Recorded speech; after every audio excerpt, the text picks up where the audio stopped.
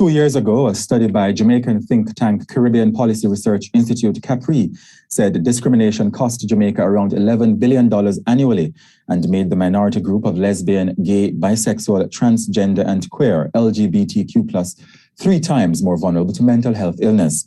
And according to CAPRI's head, Dr. Damian King, the incidence of mental health in the LGBTQ+ community was 69%. More than triple the rate in the general population.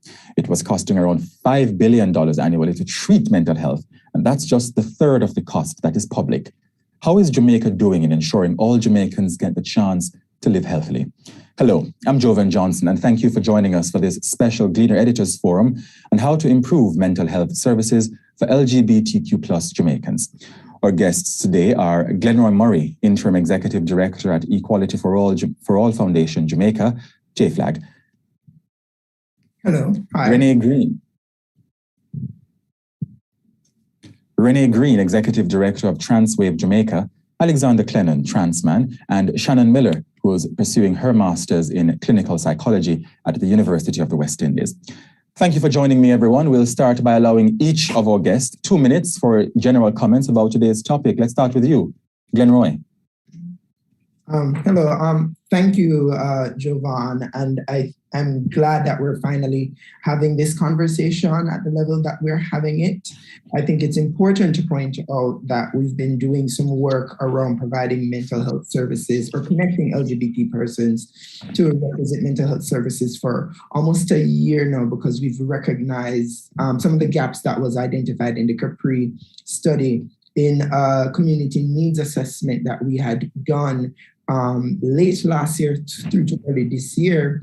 We found that in a group of 220 members of the community, 69% of them were expressed experiencing anxiety and depression, and 27% admitted to having attempted suicide. So this is a very serious issue. And not only did we assess the situation for community members, we also did an assessment of practitioners of mental health services and recognized that 77% of them had received no LGBT-specific training. And so because of that, we embarked on a journey on providing that kind of training to ensure that more LGBTQ plus Jamaicans can have access to the needed services to meet their needs. Thank you, Glenroy. Renee, let's hear from you. Thank you so much for having me. Trans people in particular are affected by certain levels of discrimination and violence, which of course has an impact on the psychosocial needs of the community. Transwave as an organization has always provided psychosocial support to the trans community specifically because of our needs. And I'm so happy that this forum is happening and we're having more conversation around just psychosocial support for LGBT people in general, because it is something that we do need to take a bit more seriously, and we do need to recognize that the varying things that affect people in general also affect members of the LGBT community to even more severe degrees. And so we do need to take this thing a bit more seriously. Thank you so much, Renee. Over to you, Alexander. Hi, Alexander here. As a trans man and as a trans man that also has to deal with certain mental health issues, I'm actually extremely grateful to be here and to be a part of this conversation, because I'm really looking forward to change, right? To change not just for LGBTQ plus Jamaicans, but also for Jamaicans in general. Our healthcare system just needs a lot of work. I'm really happy that this forum is happening and that we can actually, talk about issues that are taking place, and that we can actually take some action, hopefully, from this meeting and, yes, implement some changes. Thank you very much. And Shannon. Yes, I'm just happy that this conversation is happening. Like Glenroy said, I think it's an important conversation to have. And he raised the point about training and what we're exposed to in training. And I can tell you that the extent of preparation for treating LGBTQ plus individuals is a part of a topic in our training. So it's kind of usually lumped in with training for treating diverse groups. So it's treating persons from other cultures, and they just throw it in there, And I think that's why this conversation and what comes from, or what will come from this study that was done, or the studies that have been going on, very important. I think this is important work, and I'm happy to be a part of it. Great. Thank you so much, Shannon. Thank you, everyone. We'll also be taking questions from our reporting team, which has joined us, of course. Let me start with you, Alexander. If you could paint a picture for us of how you've had to navigate the mental health service provisions of Jamaica. Sure. All right. Mental health, physical health, when any part of your health is affected, it's obviously very challenging, right? So you expect your healthcare system to be as easy as possible to navigate so you can get well as quickly as possible, right? Well, let's just say from me having to navigate the healthcare system in Jamaica, especially as a member of the LGBTQ plus community, I've developed an actual phobia of healthcare systems on a whole, right?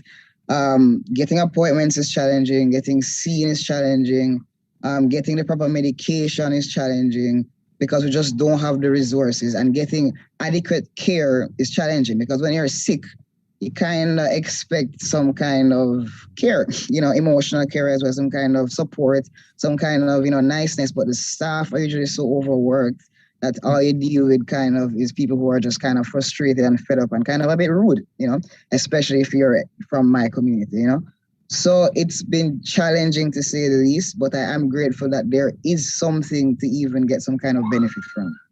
Yes. Glenroy, your organization would include diverse members of the LGBTQ plus community. What are those reports you've been receiving from your members about their interaction with this system? So the last time we did mystery shopping of the healthcare system in general, not necessarily specific to mental health, we recognize that in the public health system that there have been improvements in the ways in which the public health system is treating with members of the community. However, what our research shows is that the majority of the community is accessing private care because they don't know, one, what services are available, and two, and they're not sure the kinds of treatment that they will get when they go there. So I think Alexander paints a very clear picture. You have an overworked system. You don't know if this person that you're going to be speaking to will be favorable. And in fact, in the research that we did, 60% of the respondents were concerned that the provider would not be friendly. And so you have this kind of touch and go relationship between the community and service providers because they don't know what's out there. And a lot of them end up suffering in silence, unfortunately. Why do they say they wouldn't be friendly? They believe that their providers wouldn't be friendly. So in terms of LGBT friendly. So in other words, we live in a country where sadly homophobia is still very much widespread. The most recent national survey on homophobia still shows that the majority of Jamaicans, over about 57%, still express disdain or do not tolerate diversity in the form of sexual orientation or gender identity. And because a lot of us experience that in our daily lives, we're not sure who's good and who's bad, particularly when we go to access certain services. And so there's that kind of fear. And also, particular to mental health services, 15% of the respondents did say they've never received sensitive services when they go to access mental health services. And so that kind of context do make people kind of wonder, is this one of the good ones? Yes. Can you paint a sense for us as to the nature of the mental health concerns that members of the LGBTQ plus community would have had? Suicidal ideation, among others. What are you picking up? What we've noticed, a lot of things related to anxiety and depression, trauma-related symptoms. As I had said, 27% of them have attempted suicide, unfortunately, and 21% had admitted to cutting and burning themselves in response to the different experiences of trauma that they might have had. And so these kind of range of responses is what people are experiencing. And based on also persons who call into our helpline that is operated by one of our affiliate entities, we see a lot of this surrounding issues related to family. And so you're growing up and you're trying to discover who you are essentially, and you're having a very torturous relationship with your family, and it manifests itself in all of these mental health complications. It's interesting you talk about the family, because we have one of our noted leaders in that field who died recently, Professor Freddie Hicklin, who talked about the importance of community care in mental health treatment. What are you picking up as the difficulties within the community as part of the solution to addressing mental health challenges? It's a lot of resource constraints. So I remember having this conversation on another forum. A lot of persons within the mental health field feel like they're not supported to be able to do their work, whether it's at the public level or within the private level. And so persons, one, don't have the resources to promote their services. And two, it makes them very expensive and inaccessible in that way, because those that do provide the services are doing it for profit, and therefore have to cost it at a certain level because the lack of the support is not there. And a lot of people aren't just generally aware of how they can address some of these issues, which is why, as an organization, what we're also working on is creating a guide for members of our community, because we know once someone is going through something, your first port of call is your friends, your family, your community. And with that guide, we hope. Yes. Yeah. In this case, attitudes, along with resources, would play a major role in how the community, that is the family, embrace the members of the LGBTQ plus, those who are self-identified, in seeking help. No. Yes, so absolutely. And so, I was being specific to mental health, but just generally, I think it's a safe touch and go situation. In other words, you're not sure which members of your family will receive you well, which members of your community will receive you well. And so a lot of persons, as I said, keep to themselves, suffer in silence, don't speak up about the issues that are affecting them because they don't know who to turn to, which is why there are just a few organizations out there that specifically say that we provide services to the community as a way of indicating to persons that there's a door and an opportunity there. But that does characterize the main challenge. There's that kind of cloud of uncertainty as you go about navigating life in Jamaica, particularly as an LGBT person.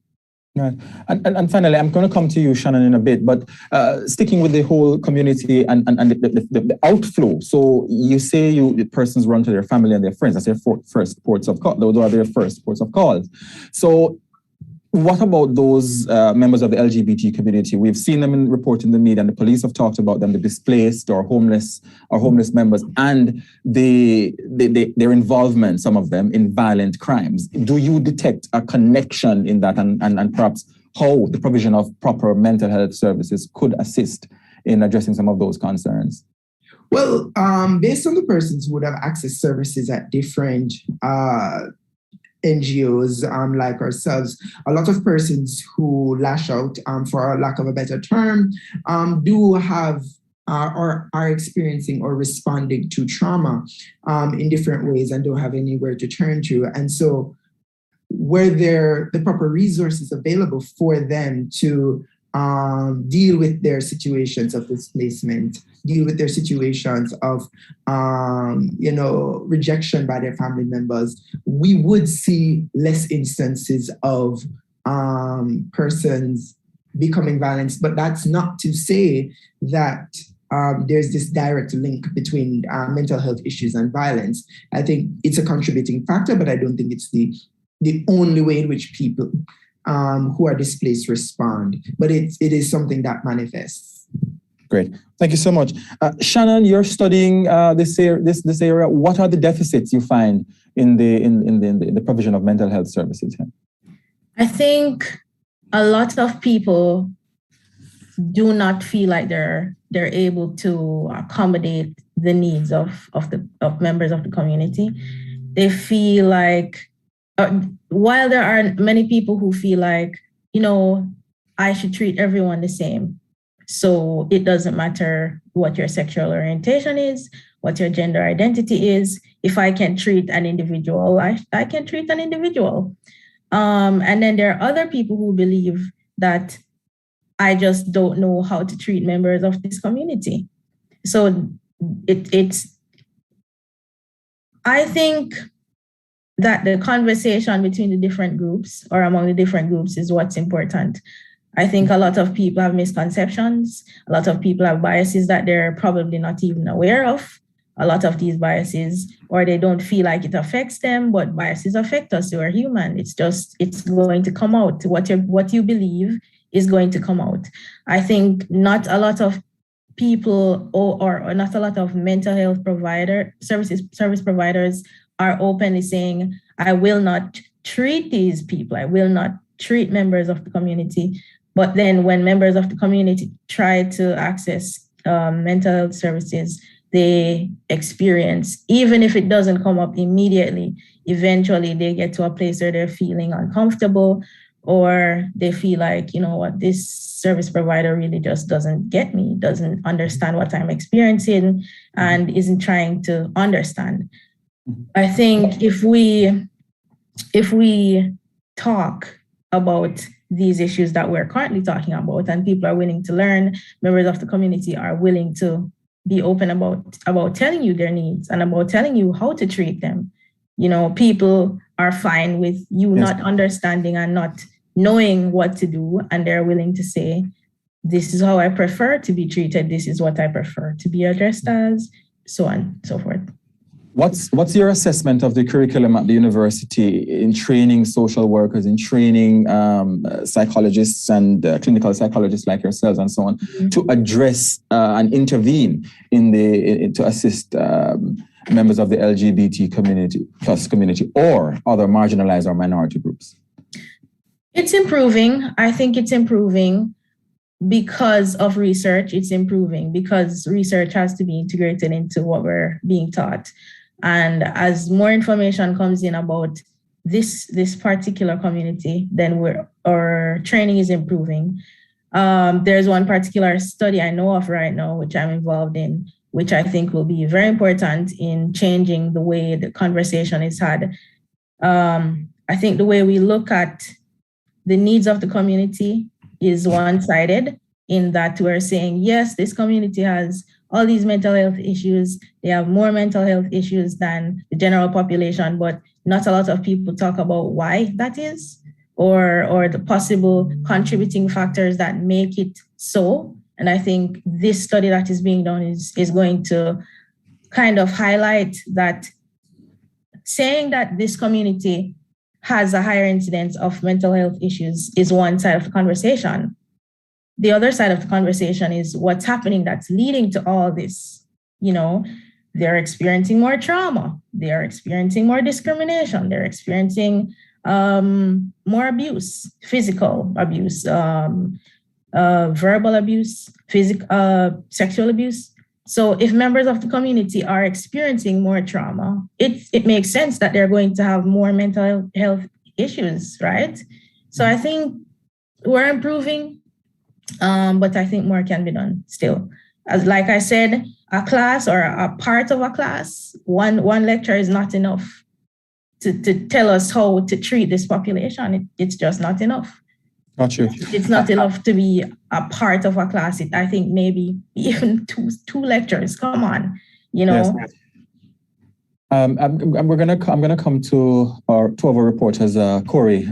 Just before Corey, Renee wanted to ask you: LGBTQ plus community is not a homogeneous group, and so how, as it relates to transgender, do you detect any particular difficulties for that subcategory, if you will, of members of the LGBT plus community, or is there a general impact that you find?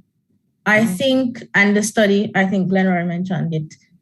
No, he probably didn't. But this study. I'm sorry, Alexander. I meant Alexander. I'm sorry. Okay. I didn't mean Alexander. I beg your pardon. He meant me. If I find that there's more, if it's more problematic in the transgender community, that was. Or right, yes.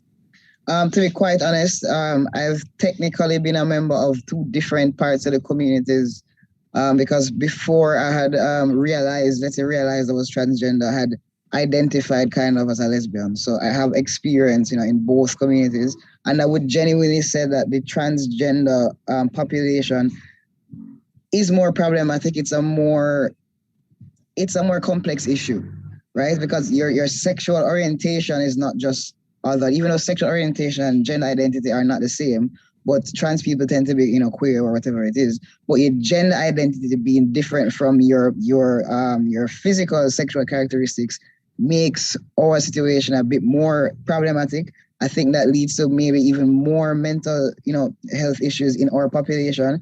And that means we need even more care, or even we're a subspecies within a subspecies, if that makes sense. So in Jamaica, especially, our care, I would think, is even more problematic, even more challenging, even more just lacking. Yes. Thank you so much. Corey Robinson is one of our reporters. Corey, your question.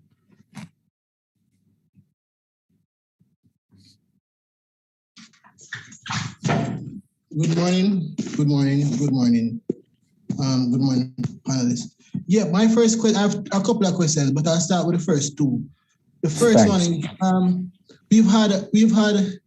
we had this discussion, this forum 2 years ago in regards to these same issues. I'm quite curious in how has the situation changed in the last 2 years? Has it improved any? Has it decreased any? What is standing in terms of comfort and security for you, for the community over the last couple of years? And the second question, if I should go, if I'm allowed, we hear of my colleague mentioned the matter of mental illness and lashing out. And we always hear the picture created of the community being the victim or being victimized in some way that causes or spurs these kind of behaviors. However, the police has repeatedly pointed to LGBT community gangs, gay I'm hoping I'm saying the right word, gay gangs, Gully Queens in particular, being involved in crimes and violent crimes. How do you reach out to these people? Who are you directing the question to, Corey? Well, any member of the panel, really, Mr. Gleaner, Murray, or Shay. So in terms of what has changed, I think to address specifically the issue that we're talking about, I think that there is a greater recognition among a variety of actors now that we all need to come together to address these issues. So for example, we were able as an organization to partner with JamPsych to offer continuing education units to over 40 mental health service providers as a way to get them to a space where they're equipped to provide services to the community. And we have an established partnership with different persons within the Ministry of Health and Wellness as a way to address needs within the community. I think as a society, there's greater understanding that LGBT Jamaicans are Jamaicans too, and therefore should be able to access services just like any other Jamaican. And it's really a matter of us helping them to understand how they do that in a way that meets the needs of the community. I think we're getting there. Different people at different paces, but I think we're slowly getting to a better space where services are being provided in a better way. I mean, for some members of the community more than others. I think the reality for our trans members of our community is different. As Alex has pointed out, I think that knowledge is relatively newer for a lot of Jamaicans, and they're still wrapping their heads around what that means. And if I'm quickly able to answer your second question, I think when we talk about criminality within the LGBT community, I don't think it should be divorced from criminality in Jamaica in general. So in other words, if someone commits a crime, you respond to criminality. However, a big part of a big challenge within the criminal justice system is its rehabilitative element. It's oftentimes lacking. So if we think about persons who are incarcerated, what kind of services are being offered to persons who have been incarcerated to ensure that the rates of recidivism, which are unnecessarily high in Jamaica, are brought back down? So there are two components. You arrest the person and charge the person who has engaged in criminal behavior. But then what do you do for them while they're being incarcerated to ensure that does not happen. And I think Shannon pointed out very accurately that what are the contributing factors that lead to high levels of criminality in Jamaica, and what are the investments that are being made to address it? How are we addressing homelessness, for example? We don't have a national homelessness policy in Jamaica, for example. We don't have shelters that are operating fully across all parishes. There are many drop-in centers now, and there are more, and we've seen an increase in investment, but that kind of social service investment is not where it needs to be, and that was extremely exposed in the middle of COVID. And I think that's also a part of the conversation. More monies need to be put into providing support to the most vulnerable so that criminality is less of an option for them. Okay. Yes, Corey? Just a follow-up to that question. I'm hearing the roles of the justice system and the roles of the police, but I'm asking, is there a role for your organization in reaching out to these persons who are delinquent, and what is that role? What has it been? Well, I mean, as an advocacy organization, our mantra is that our role is not to do the work of the government, it's to support the government to be able to interface with the community in a way to do their jobs adequately. Because the truth is, when you look at the state and the ability of the state and the resources of the state, they're backed by taxes. And that means they have a wider reach than we will ever have. And so while we can always, and we do say to members of our community what their rights and responsibilities are, our greater responsibility is to ensure that relations between state actors and non-state actors operate in the way that our Constitution says that they're supposed to operate. I'm not able, for example, to ensure that someone in rural Westmoreland is acting in an appropriate way when they're engaging the police, because our offices don't extend to that. But what I can do is work with police at various levels to be able to mainstream a certain type of approach. And that's how we do our work effectively, by ensuring the institutions operate in the way that they ought to. Okay. Thank you very much, Glenroy. We're going to come to another reporter, Ainsworth, in a bit, but I wanted to go back to Alexander. You were talking about the difficulties that members of the transgender community, and you talked about your cross, into at least two different groups. But if you could be a little bit more specific for me, to point to those specific challenges that the trans community in particular has to grapple with from your experience. Okay, for sure. So with the transgender community, we not only have to deal with mental health, but we have to deal with physical health, right? So for those of us who want to transition, who want to medically, transition, you have to deal with the mental health aspect side of transitioning, as well as the physical side of transitioning, right? In Jamaica, as far as I know, we don't really have any public services that allow transgender Jamaicans to transition. So we have to engage with the private sector, which, as you know, is expensive, is costly. Right? So we have that added factor to deal with. So as a transgender person, most people probably still aren't aware in Jamaica, so your gender identity does not match your physical body, right? So we found that the mind is more indicative of your identity than your physical body. So we try to match the physical body with the mind, right? So that, as you can tell, can cause a wide array of problems in addition to your sexual orientation and society, etc., etc. So we just have more issues. Is that clearer? It is. Thank you so much. Glenroy, the role of children. I didn't hear that feature much in the reference to the study you talked about. But what about LGBTQ plus children and mental health? How has that figured in your mapping? Well, all right. So as an organization, we generally do not do work around children, largely because we recognize that children are figuring out themselves. And when we ascribe labels to them at a very early age, it interrupts their own processes of self-discovery. So what we do is work with people who provide services to children. So similar to what I had said before, to ensure that you're not introducing trauma at an early age while a child is figuring out who they are and how they identify. And so I think the role then is to work with parents, to work with family members.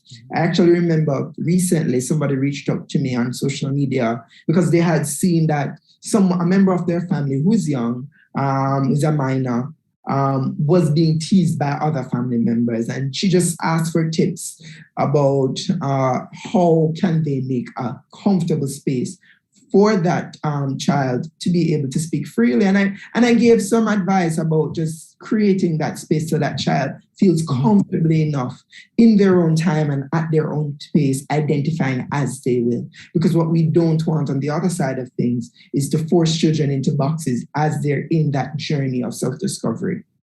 Okay, thank you. Over to you, Ainsworth, one of our other reporters.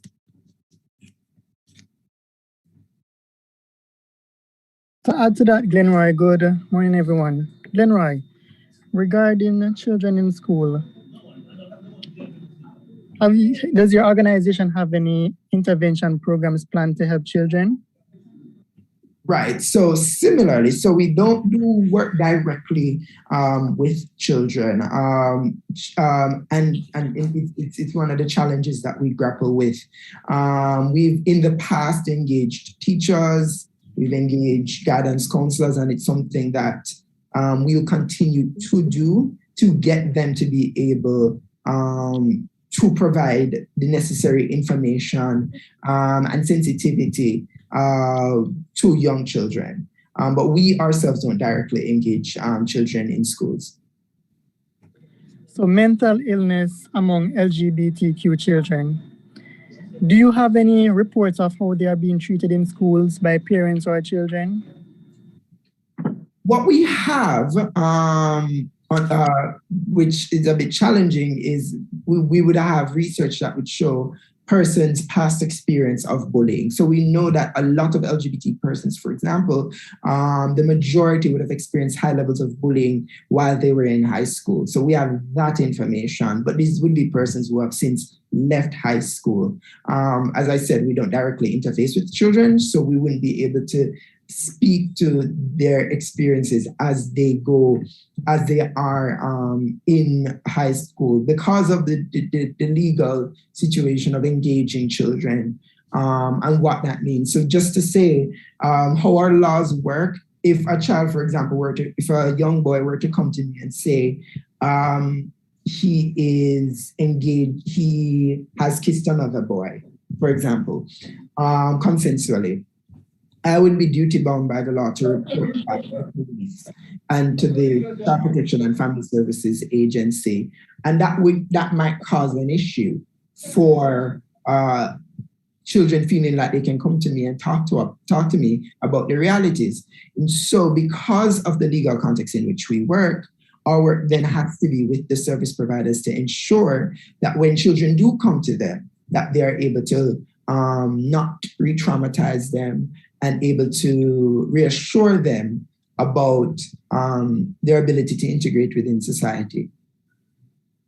So do you think the lack of intervention on your organization's part, do you think when children across Jamaica have suicidal thoughts, do you think this lack of intervention and reach causes more persons a part of the LGBTQ community and children more specifically to commit suicide or have suicidal traits?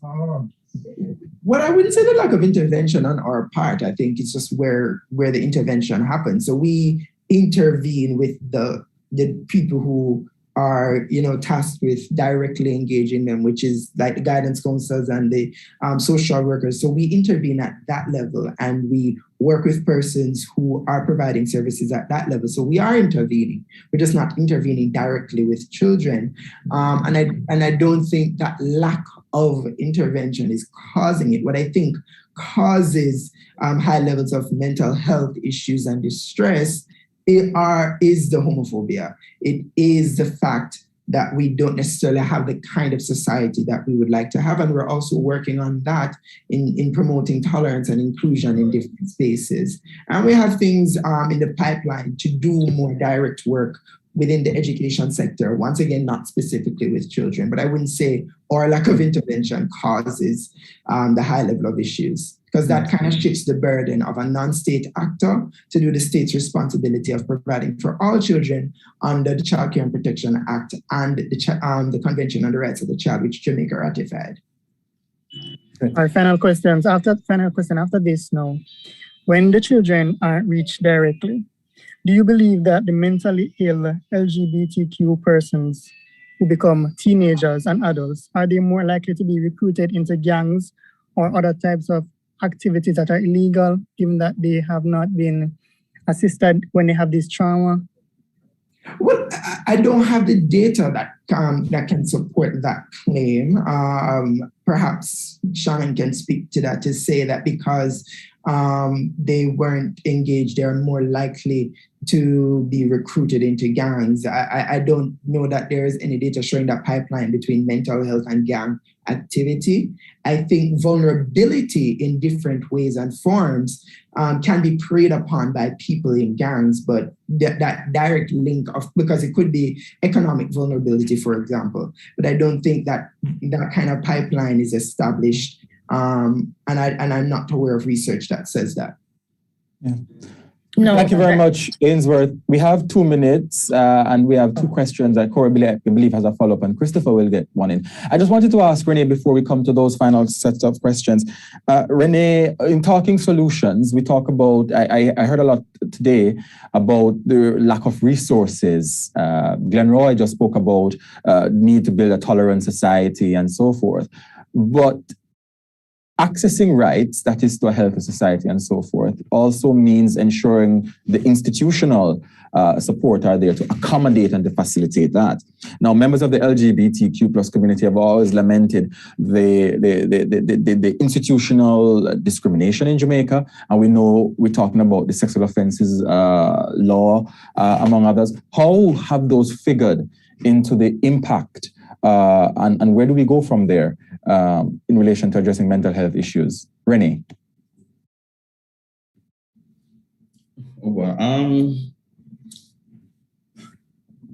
Well, first of all, I think what we need to acknowledge firstly is just where mental health issues are in terms of Jamaica on a whole. I mean, before, the conversation around mental health was seen as taboo in general, and not just for LGBT people, but across the board.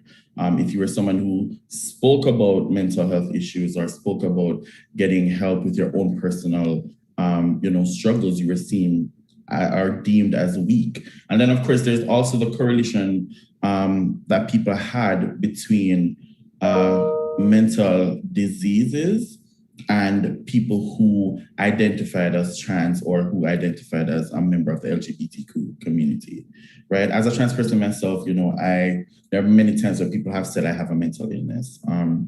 And even though the various authorities have debunked that and have said, being a member of the community it has nothing to do with mental illness, people still liken both things, right? So we do have to acknowledge that. We have to acknowledge where we are in terms of the conversation when it comes to mental health issues and how we treat and address those things.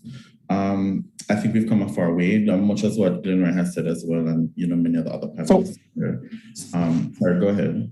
So, where is legislative action as part of addressing mental health issues or provision of services for the LGBTQ plus community? Well, I think the misconception as well is that there needs to be something specific for LGBT people, but I think what we actually are asking for is that within the provisions that already exist, that we ensure that LGBT people are included in those things that are already existing, right? So it's not like we're asking for special anything. I think when it comes to mental health,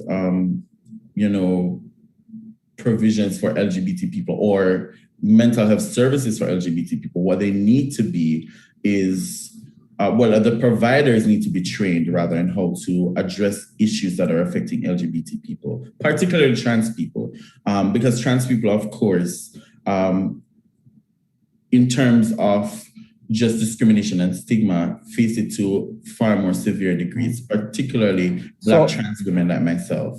And so, I mean, in terms of, it's just making sure that when we say we're providing services for trans and LGBT people, is that those services are community specific and they're community centered, and so that they need to ensure that the people who are providing those are trained to do so. So if you had the health minister before you, who's a member of the cabinet and a policy person, if you had him on the program just now, wouldn't there be any specific legislative push that you'd make among the suite of solutions perhaps you propose? Well, I mean, legislation already exists. I think that's what I'm trying to say in terms of, because healthcare, everyone is supposed to have access to healthcare. And so that's not the problem, because once you're a Jamaican citizen, you are afforded certain rights. So that's not the issue. The issue is making sure that those services are accessible to members of the community, right? And for some, that might look like having an addition to a policy that exists that says including LGBT people, because of course, specificity is important. But to me, it's also ensuring that the persons who are providing the services, the areas that people can access those services, all of that is community centered. And so taking into mind where people can actually access those services and who are providing it, making sure that our psychologists and our clinical therapists, all of that, they're trained, they're sensitized, they understand the issues. And so therefore they'll be able to provide the services. And thank you very much. As well. We're gonna wrap up with two last questions. Corey, if you could go ahead first with your 20-second follow-up. Okay, really quickly. My next question is in regards to homosexuality and the church, right? We've heard in the recent case involving the pastor in Montego Bay and others over the years of churchmen abusing young boys, right? I just wanted to find out from you guys, is this an increasing trend in your community, and how have you reached out to those persons who have been affected in this way, those persons in Montego Bay as well as in past experiences?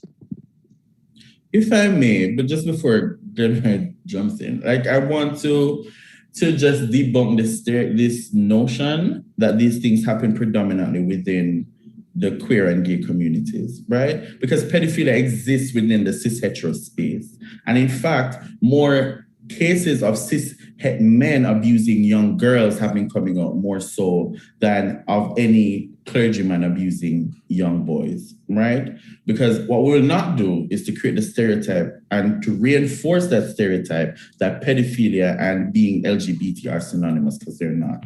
Right? And so that's one thing I want us to acknowledge, right? And then the other thing is we treat pedophilia the same way anyone else would treat pedophilia. It's a crime. It's not something that we support, and it's something that we definitely advise our community members that if they do it and they're known, they will be reported, as should be the case with anyone who is a person who commits the act of pedophilia, right? And so that's one thing I want to make clear, because for some reason within the Jamaican context, we assume that if a person is queer or gay, that they are automatically attracted to young boys or young men, and they're the ones perpetrating, and it's in higher rates, and that's just not the case. Because if we check within over the last 5 years or so, what we have been hearing are more cases of clergymen abusing young girls and using their positions of power and authority to repress said young girls from reporting them. So I just want to say that, and then Gleaner, you can go ahead. Thank you very much. I note we have the health minister who's just joined us as we're about to wrap. Dr. Tufton. Hi, how are you? Yes, we've heard a lot of concerns by members of the LGBTQ plus community. Can you tell us quickly, what's the government been doing to improve the provision of mental health services for members of the LGBTQ plus community? Well, mental health services have been experiencing a number of reviews. In fact, tomorrow for 3 days, there is actually a retreat of the entire mental health units in Montego Bay, looking at various aspects of what is available and what needs to be reviewed.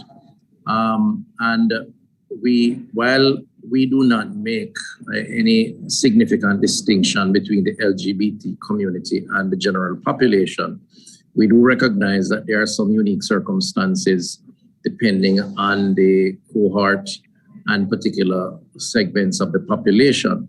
So we, as you know, in 2016 had commissioned a mental health and homelessness task force report. And we, out of that report by Dr. Earl Wright, came a number of recommendations. The institutional review and the de-emphasizing of institutionalization. So Bellevue, for example, is under significant review to look at how it is structured to separate those that are more part of an infirmary type setup from those who need care, expanding community-based efforts, going into the communities, creating greater mobility, and adding more mental health personnel in the field. Now, the LGBT community, clearly, I didn't hear the conversation before because I was in another event.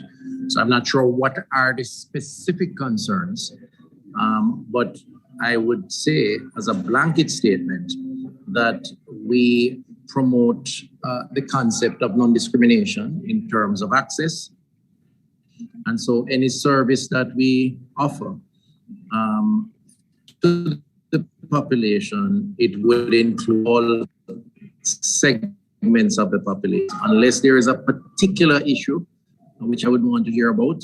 I just want to reemphasize that because I know normally that is the main challenge. Thank you. I'm going to allow Glenroy just one question to the minister, and then we wrap. Well, just to acknowledge that the minister has endorsed our mental health guide for practitioners and provides the opening statement. So there's that relationship and that support there from the Ministry of Health and Wellness.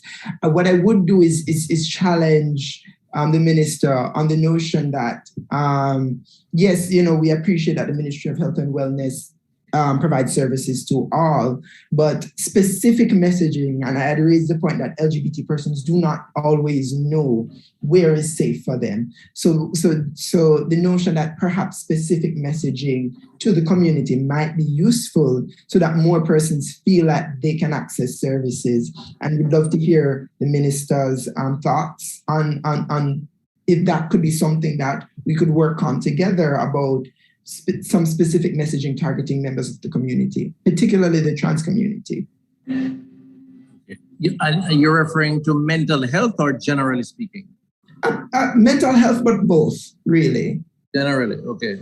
Well, again, I think the whole issue of the LGBT community and non-discrimination has evolved. Frankly speaking, I think it's getting better. But there is more acceptability and more sort of willingness to provide services without any prompting or sort of punitive oversight measures. To the extent that there are limitations to what currently is the case, I have no issues at all as minister from a policy perspective to look at how we continue to discourage discrimination. And that would be as much for the LGBT community as it would be for any other group that feels that they have been unjustifiably restricted or discriminated against. Just to say that there is a patient charter of rights and responsibilities under the compassionate care program that we launched a few years ago that we are now, and I have encouraged to be prominently displayed in all significant public spaces, certainly in the clinics and the accident and emergency rooms, where the patient, whoever that patient is, should see at all times what their rights are, but also importantly, what their responsibilities are. And so too the servers, the providers of the service, the clinicians and otherwise.